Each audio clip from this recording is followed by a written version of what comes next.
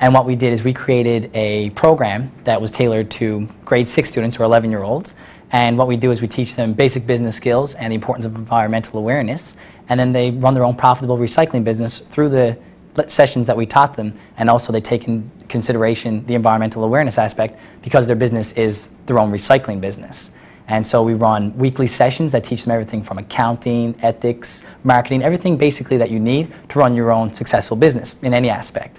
And so then they run weekly blitzes, and they make money off the blitzes, and all the money that they raise goes right back into the schools. Like Marybeth said, we're complete non-for-profit. We do what we do because it improves our community. So everything that those schools make and all the programs make through Think Green goes right back to their schools to improve educational resources. And of course, it's not for profit, but there is a surplus, let's call it that. It's entrepreneurial in the sense that it does show a positive balance.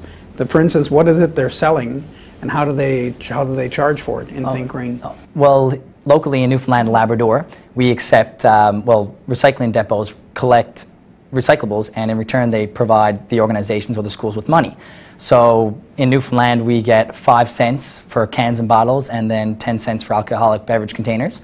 And so when they run their weekly blitzes, they collect all the recyclables completely on their own independent business. We're there to help them along the way, but they do everything. They collect the recyclables, and then they bring it to a local depot and actually transfer over the recyclables for cash.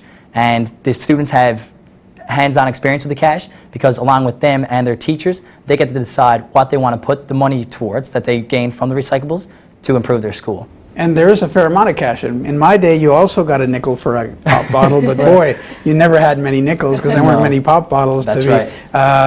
There's a fair amount of cash here. I mean, we're talking about a real business. Oh yeah, well, our pilot school was Mary Queen of Peace. It's a local elementary school in Newfoundland and Labrador. And last year, they actually made $22,000 in 8 months of running the program. So they're our most successful school. But this year alone, in 2008, through all of our recycling programs with the Think Green program, we've actually been able to collect 718,000 recyclables, which has resulted in over $71,000 raised and reinvested back into these schools. And do you ever get, because the environment breeds enthusiasts, but it also breeds skeptics. Right. Do you ever get the door slammed in your face by some guy who owns a convenience store, doesn't want to participate? Or, I mean, it must happen, right? Well, actually, to date, we've had no problems with that. What actually has been happening is we publicize the recycling blitzes, and the people come to us. We're not even forcing the students to go out into these stores and actually ask them for leftover recyclables and stuff like that, because the businesses actually come to us. They see the difference that these kids and ourselves are making, and they want to contribute to that. So they actually come to the schools, drop off the recyclables, and the kids collect it, like I said, they organize it, they clean it, and then they bring it back to the depots and receive money for it. And I noticed some of that stuff is quite concrete and I would say quite useful. For instance, there's one of them called Flag or Flags. Flags. One of your projects, it's really a little business, and it provides services to seniors. Among other goals is to prevent them from being victims of identity theft, scams, investment schemes, and so on. That's a good idea. How did you get that idea and how does it work?